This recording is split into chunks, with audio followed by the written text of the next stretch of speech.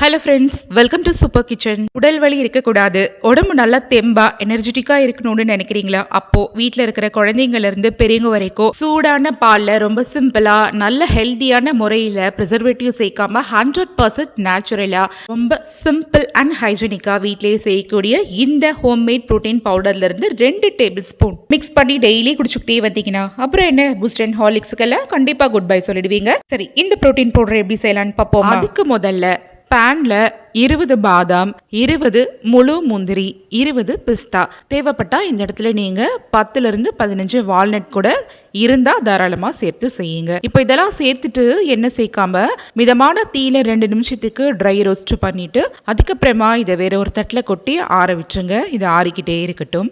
அடுத்ததா அதே பேன்ல 50 கிராம் மக்கானா, இது தாமரை விதை, எல்லா கடைகள்லையுமே இப்போ அவைலபிளாக இருக்கு. ஸோ நீங்கள் அதை வாங்கி யூஸ் பண்ணிக்கோங்க. இந்த மக்கானாவை மிதமான தீயில நல்லாவே 2-3 நிமிஷத்துக்கு இது போல கிறிஸ்பியாக ட்ரை ரோஸ்ட் பண்ணிட்டு நம்ம பாதாம் பிஸ்தா இதெல்லாம் கொட்டி ஆற வச்சிருந்தோம்ல அதையும் தட்டிலேயே கொட்டி ஆற விட்டுருங்க.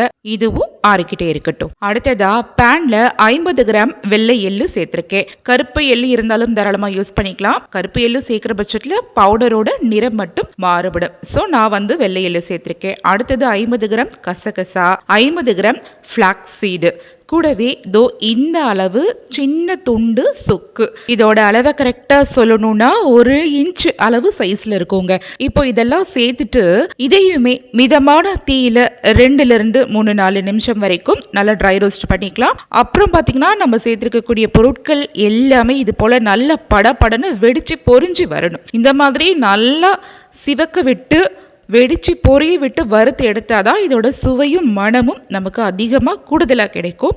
இது மாதிரி நல்ல பதமாக வறுத்தாச்சு. வறுத்த இந்த பொருட்களையுமே நம்ம ஆல்ரெடி கொட்டி ஆற வச்சிருந்தோம்ல அதே தட்டிலேயே கொட்டி ஆற விட்டுறலாம். இப்போ இதுவுமே ஆறிக்கிட்டே இருக்கட்டும். அடுத்ததா அதே பேன்ல 100 கிராம் தோல் நீக்கிய வறுத்த வேர்க்கடலையை இதில் சேர்த்துட்டு 2-3 நிமிஷத்துக்கு நிதானமான தீயில இதையுமே ட்ரை ரோஸ்ட் பண்ணிக்கிறேன். உங்ககிட்ட பச்சை வேர்க்கடலை இருந்ததுன்னா வறுத்துட்டு தோலை நீக்கிட்டு சேர்த்துக்கோங்க.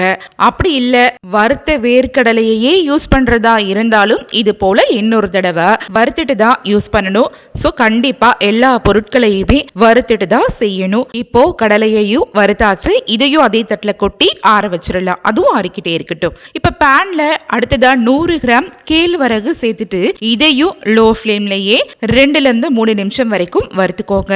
இந்த கேழ்வரகுல அதிகப்படியான கால்சியம் சத்து இருக்கிறதுனால இது நம்ம ரெகுலரா எடுக்கும் போது நம்மளுடைய போன்ஸ் ரொம்பவே ஸ்ட்ராங் ஆகும். ஸோ கண்டிப்பா கேழ்வரகை ஸ்கிப் பண்ணாம சேருங்க. இப்போ நான் வறுத்திருக்க இந்த கேழ்வரகும் நல்லா மொறுமொறுன்னு வறுபட்டுடுச்சு.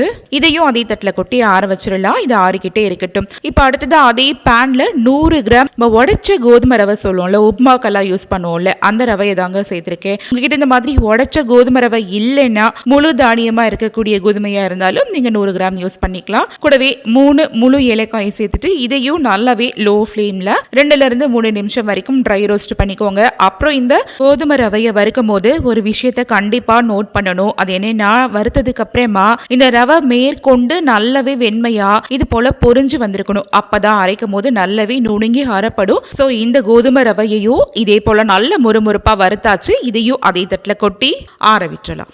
எல்லாத்தையும் வறுத்தாச்சு, ஆற வச்சாச்சு. இது ஓரளவுக்கு சூடெல்லாம் குறைஞ்சி கை பொறுக்கிற அளவுக்கு நல்ல ஒரு மிதமான சூடு இருக்கும் போதே ரொம்ப ஜில்லுன்னு ஆற விட்டுறக்கூடாது. இந்த ஸ்டேஜில் ஈரப்பதம் இல்லாத மிக்சி ஜார் கப்பில் கொட்டி சேர்த்துக்கோங்க. பெரிய ஜாரா இருந்தா அப்படியே ஃபுல்லா இது போல சேர்த்துக்கோங்க. சின்ன ஜாரா இருந்தா 2 பேட்சா சேர்த்துக்கோங்க. சேர்த்துட்டு எக்ஸ்ட்ராவா கொஞ்சம் கூட தண்ணி நீர் சேர்க்காம நல்லா பட்டாட்டம் இது போல நைஸான பவுடரா அரைச்சிட்டு ஒரு அகலமான தட்டில் கொட்டி நல்லா ஸ்ப்ரெட் பண்ணி விட்டு ஆற விட்டுருங்க. இது அப்படியே ஆறிக்கிட்டே இருக்கட்டும். நம்ம வறுத்த பொருட்களை ஜில்லுன்னு ஆற வச்சுட்டு அரைக்கும் போது அதுல இருக்கிற ஒரு சின்ன டிராபேக் என்னன்னா நம்ம அதுல வேர்க்கடலை எல்லாம் சேர்த்திருக்கோம் இல்லையா, ரொம்ப ஜில்லுன்னு ஆறுனதுக்கு அப்புறம் அரைச்சோம்னா கொஞ்சம் எண்ணெய் விட ஆரம்பிக்கும். ஸோ நம்ம ஒரு மிதமான சூட்ல இருக்கும் போது அரைச்சிட்டோம்னா இது போல எண்ணெய் கசிஞ்சு வராம நல்லா நைஸ் பவுடரா அரைஞ்சு வரும். ஸோ அதனால இந்த ஒரு டிப்பை ஃபாலோ பண்ணிக்கோங்க.